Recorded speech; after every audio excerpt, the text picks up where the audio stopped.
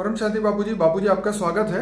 बापूजी आज हम ये जानना चाहते हैं, बहुत सारे लोग ये कहते हैं कि आपका तो जीवन मृत्यु और हर चीज जो है टाइम, तो आपका मृत्यु का टाइम प्लेस और डे भगवान ने पहले ही लिख दिया है, तो क्या ये पॉसिबल है? भगवान ऐसा काम करते हैं क्या? देखो, हिंदू शास्त्रों के हिसाब से भगवान तो नहीं लिखता।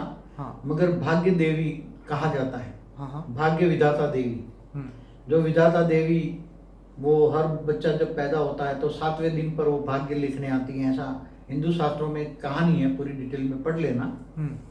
तो वो उसका भाग्य लिखने आती है।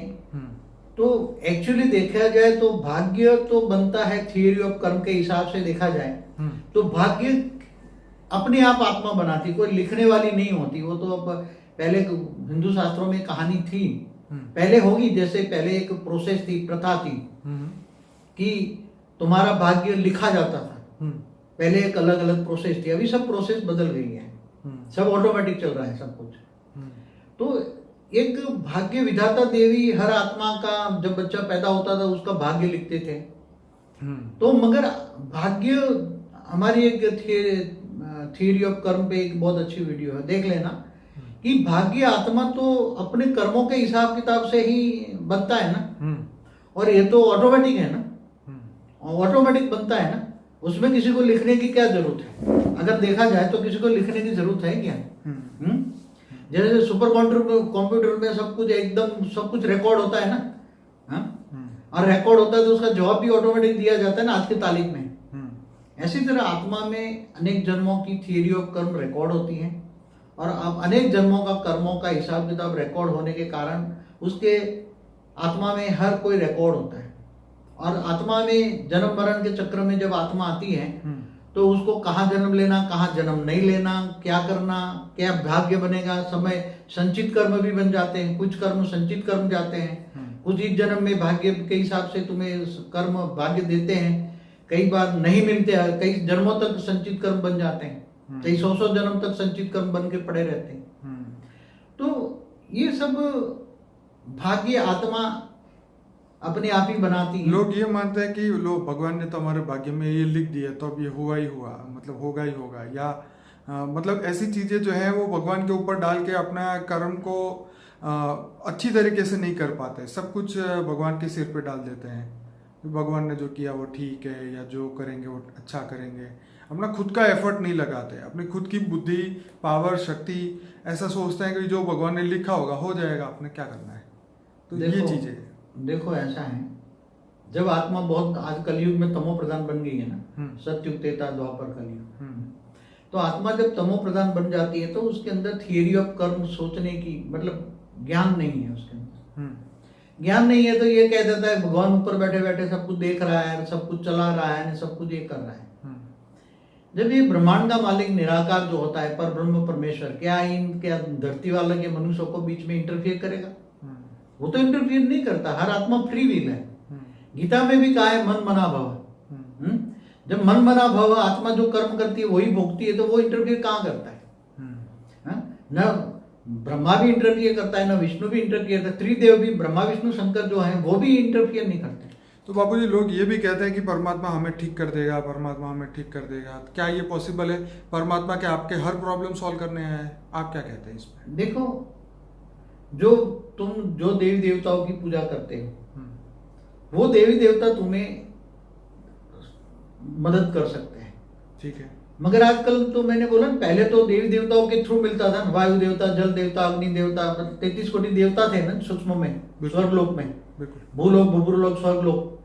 तो ऊपर से भी, इससे ऊपर महालोक, जनलोक, तपलोक, फिर ब्रह्मापुरी, विष्णुपुरी, शिवपुरी, परमधाम, ये सभी से नीचे की जो आत्माएं थे, ब्रह्मापुरी से नीचे की जो लोक में आत्माएं रहती थी, वो आत्माएं आकर जो उनकी पूजा करते थे, जैसे कोई कुल देवी है या कोई ग्राम की देवी है, तो उनकी पूजा करते थे, वो देवियां आके हेल्प करती थी। असुरों को मारने के लिए ऊपर की देवियां आती थी सब, और ये हेल्प करती थी। मगर वो भाग्य विधाता नहीं थी देवियां, तुम्हारा भाग्य नहीं बनाती थी, न तुम्हारा भाग्य बदल देती थी। वो तो टेम्पररी तुम्हें हेल्प कर दिया, कोई असुर से बचा लिया, तो ये टेम्पररी हेल्प तुम उसकी पूजा करते हो इसलिए मिलता था। मगर अब तो आज देवी देवता भी मनुष्य बन गए हैं। तो बापूजी मृत्यु का टाइम प्लेस और डे क्या फिक्स है? पहले फिक्स होता था। ओके। उसकी आत्मा के अंदर जो रिकॉर्डिंग पड़ा है, उसके हिसाब से जैसे ऊपर एक बोलता था धर्मराज, तो चित्रगुप्त के चौपड़े होते थे, मतलब चित्रगुप्त होता था, वो सबका हिसाब किताब रखता था। और वहाँ अब ये नहीं चल रहा, अब ये नहीं चल रहा, सब आउट, मतलब तो अभी थियरी ऑफ कर्म के हिसाब से सब चल रहा है। अभी ऑटोमेटिक चल रहा है। जैसे आज कंप्यूटर में ऑटोमेटिक सब कुछ हो रहा है ना, किसी को कुछ चोपड़ा वोपड़ा लिखने की जरूरत है, बुक्स ऑफ अकाउंट लिखते हैं, कोई ऑटोमेटिक कंप्यूटराइज होता है ना। ऐसी तरफ सबका कर्मों का हिसाब किताब आत्मा में सब कंप्यूटराइज, आत्मा में रिकॉर्ड है। और आत्मा सब हमारा हर थॉट जो है वो रिकॉर्ड हो रहा है, हर तुम्हारा हर मनुष्य का थॉट केवल उसकी आत्मा में रिकॉर्ड नहीं है। हाँ। उसकी आत्मा के हर वायुमंडल में रिकॉर्ड हो जाता है, अनेक लोक तक जाता है रिकॉर्ड। अति सूक्ष्म जो पावरफुल जैसे परमाणु होते हैं वो उसमें रिकॉर्ड होते हैं। तुम्हारे संकल्प केवल कहते हैं इस वायुमंडल में, इस दुनिया तक नहीं, दूसरे लोगों तक भी जाते हैं, ऊपर परम धाम तक, जो परब्रह्म परमेश्वर जिसको कहते हैं उसके तक जाते हैं। पूरा जहां से तुम्हारी ग्रेविटी आती है, तो मतलब महा शिव कहते हैं, महा परम धाम से जहां ग्रेविटी आते हैं वहां तक तुम्हारे संकल्प जाते हैं, रिकॉर्ड होता है। तो आपको देखो तो क्या ये कहना सही है कि लोग कहते हैं कि जो तुम सोचते हो यूनिवर्स सुन रहा है और वो तुम्हें उस हिसाब से रिप्लाई करता है, क्या ये सच है या झूठ है? देखो, जो तुम सोचते हो वो सोचना केवल तुम एक सोचते हो कि हाँ कोई नहीं सुन रहा है, मगर वो तुम्हारा सोचना पूरे वायुमंडल में व्याप्त हो जाता है। इससे ऊपर धीरे धीरे जो अणु से परमाणु में दूसरे लोग तीसरे लोग चल कर फिर परम धाम में भी जाता है। मैंने एक वीडियो बनाया आकाशीय रिकॉर्ड में, इसलिए कोई ये ना समझे कि मैं जो सोच रहा हूँ नेगेटिव वो कोई सुन नहीं रहा। चारों ओर व्याप्त है, और चारों ओर व्याप्त होने के कारण आपको हमेशा अच्छा सोचना चाहिए, सारे विश्व कल्याण के लिए सोचना चाहिए, और बेहद की इच्छा रखनी चाहिए, बेहद की कल्याण की भावना रखनी चाहिए। ये तो इसका मतलब ये हुआ कि जो हमारा क्वेश्चन था इस हिसाब से मनुष्य खुद के कर्म जो है अपना टाइम ऑफ डेथ, जो जगह और ये सब अपने कर्मों के हिसाब से ही उसकी नक्की होती है अपने आप ऑटोमेटिक। इसके पीछे किसी का भी हाथ नहीं है, कोई देवी देवता। क्योंकि कई लोग ये भी बोलते हैं कि ये इन्होंने भूतों ने इनके पीछे भूत लगाए थे तो भूतों ने इनको मरवा दिया, क्या ये भी पॉसिबल है? हाँ, आजकल वो काला जादू करते हैं, मंत्र तंत्र प्रयोग करते हैं और भूत भेजते हैं उसको मारने के लिए, मगर वो भी थियरी ऑफ कर्म के हिसाब से ही वो भूत आएंगे ना। ओके। अगर वो पावरफुल आत्मा है और उसके पास आत्मस्वरूप की अनुभूति है, वो ऑलमाइटी से कनेक्शन योग लगाता है, तो उसको ओरा में परम शांति भरी है, तो परम शांति के वाइब्रेशन चाहे 1000 भूत आता है उसके सामने, तो परम शांति के वाइब्रेशन लाखों वाइब्रेशन निकलेंगे आत्मस्वरूप में स्थित होगा तो। और वो ऑलमाइटी ऑथोरिटी को मानता है, ऊंचे देव परम धाम में, बेहद की कला के परम धाम में ऑलमाइटी ऑथोरिटी का याद करता है, उसको ज्ञानी है, बेहद का ज्ञानी है, तो वो बेहद की पावर उसमें आती है। तो चाहे भूत प्रेत कुछ नहीं कर सकते। भूत प्रेत तो कमजोर आत्माओं को निशाना बनाते हैं, जो बहुत कमजोर आत्मा है, जिसका ओरा ब्लैक है, जिसका ओरा परम व्हाइट है, लाइट एकदम व्हाइट लाइट है, उसके ओरे में परम तत्व है और परम शांति के वाइब्रेशन फैलाता है, परम शांति का मंत्र जपता है, तो उसको कोई दुनिया की कोई ताकत, उसको कोई भी भूत प्रेत कुछ भी नहीं कर सकता। इसलिए हमेशा हम कहते हैं कि आत्मस्वरूप बनो, और आत्मस्वरूप बन के ऑलमाइटी ऑथोरिटी, वो तुम्हारा ग्रेट ग्रेट ग्रैंडफादर है, रिश्ता जोड़ो, ग्रेट ग्रेट ग्रैंडफादर से रिश्ता जोड़ोगे तो इतनी पावर आएगी, ऊंचे परम धाम में निराकार से पावर लो, इतनी पावर आएगी कि आत्मा, तुम जो आत्मा तमो प्रधान बन गए हो, तो तुम्हारे आत्मा में पावर आने से विक्रम विनाश हो जाएंगे, और तुम्हारा कारण शरीर, सूक्ष्म शरीर भी चार्ज हो जाएगा, और धीरे धीरे स्थूल शरीर भी आगे चलकर चार्ज हो जाएगा, आत्मा की कर्मातीत अवस्था हो जाएगी,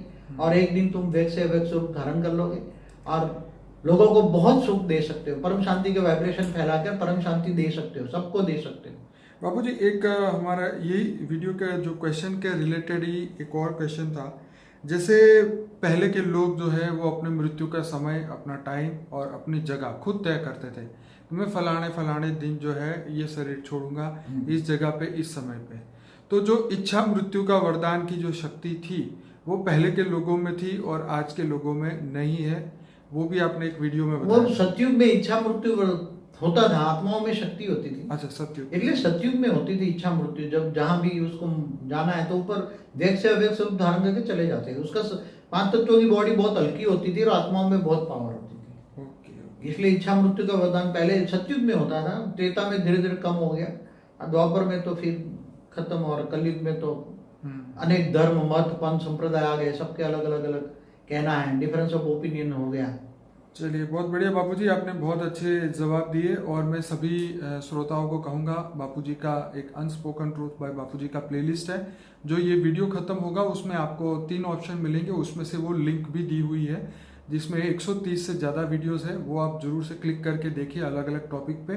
और इस चैनल को सब्सक्राइब करना जरा भी ना भूलें, और इस वीडियो के नीचे अच्छे कमेंट करिए, और इस वीडियो को डेफिनेटली लाइक करें, क्योंकि जितना आप लाइक करेंगे इतना ही आगे और बढ़ता जाएगा और लोगों को यूट्यूब दिखाएगा।